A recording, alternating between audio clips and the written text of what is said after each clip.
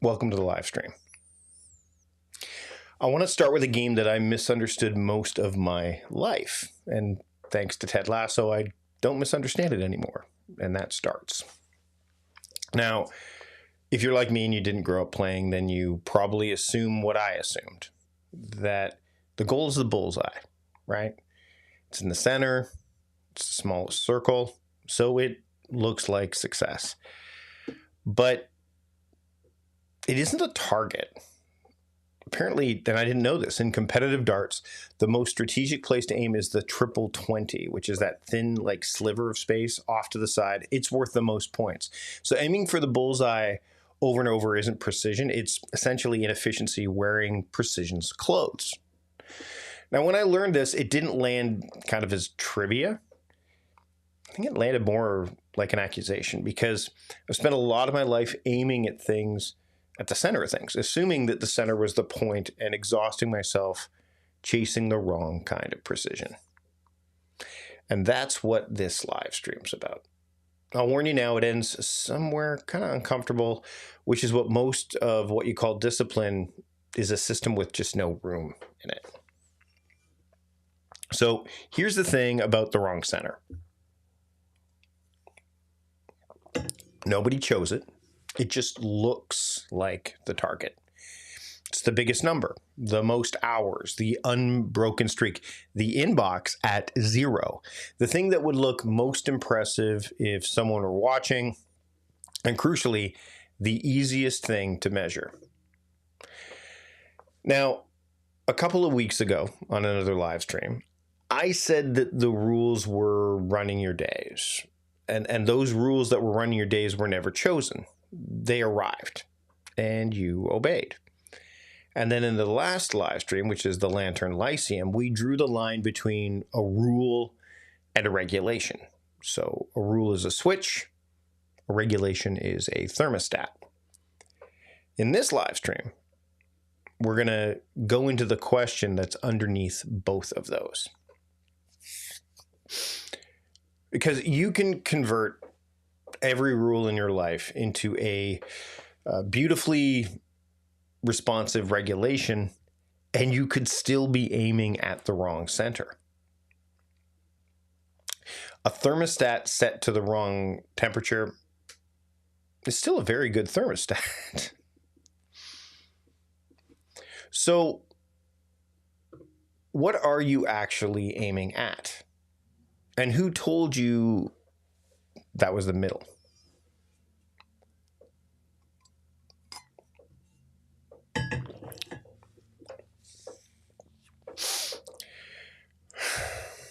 So we throw 3 words around like they're synonyms. They're not. So accuracy is how close you come to the desired value. It's about correctness. Precision is how consistently you can repeat a result, even if it's the wrong result. It's about repeatability. Tolerance is the acceptable amount of variation. It's about range. You can be precise without being accurate. That's the player who hits the same wrong spot on the board every single time. Flawless consistency pointed at nothing. You can be accurate without being precise. That's landing on target occasionally, by feel, without any sort of control. But tolerance, it asks a completely different question. It asks, how far off can I be and still call this a success? I want you to sit with how rarely you ask that. Like finishing a task an hour early, or an hour later rather than planned. but still inside the day. Delivering a project that meets expectations without necessarily exceeding them. Missing a daily theme, but catching its spirit maybe in another block, maybe a horizontal theme. Are those failures, or are they inside the range? You see, most people have never set the range, so everything outside of perfect defaults to failure. And that's not a standard. That's a trap with no floor. So here's a line I keep coming back to. Precision restricts, tolerance widens. Precision demands repetition, tolerance allows resilience.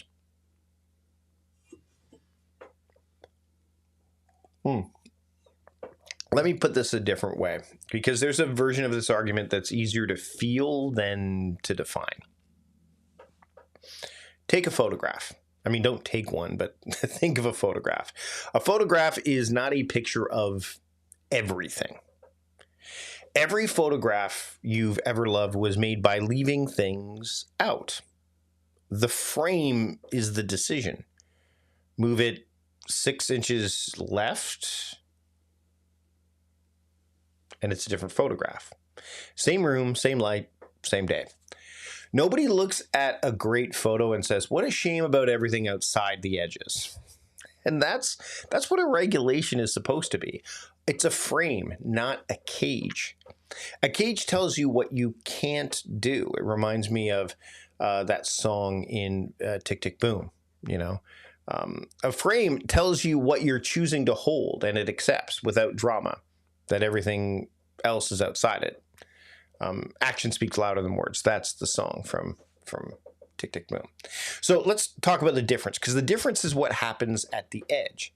See, when you hit the edge of a cage, that's failure. You broke it, streak is over. But when you hit the edge of a frame, that's just the edge. It's information. It's where you decided this thing ends. A frame with no room in it isn't a frame. It's a pinhole. And you can't build a life inside a pinhole. You can only fail to. And that brings us to the part that I can't answer for you. A frame needs a subject. Otherwise, it's just a border. You can have perfect tolerance, generous range, a beautifully flexible system, and still be framing nothing. Room to be wrong about what? Exactly. And that's the question I want you carrying out of this particular month, the month of August, as I'm doing these live streams. Not which rules do I keep? We already did that. What is this all in service of? That's the question. What is this all in service of?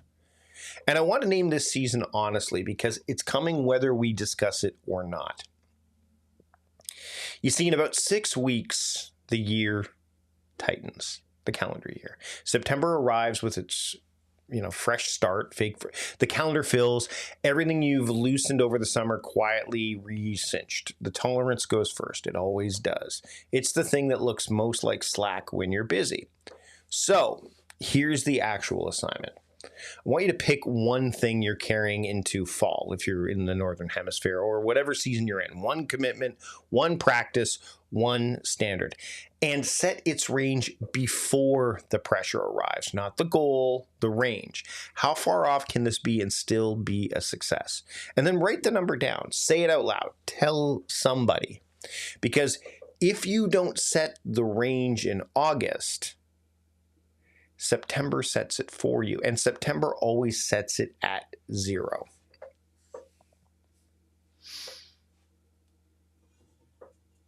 That's the reason month.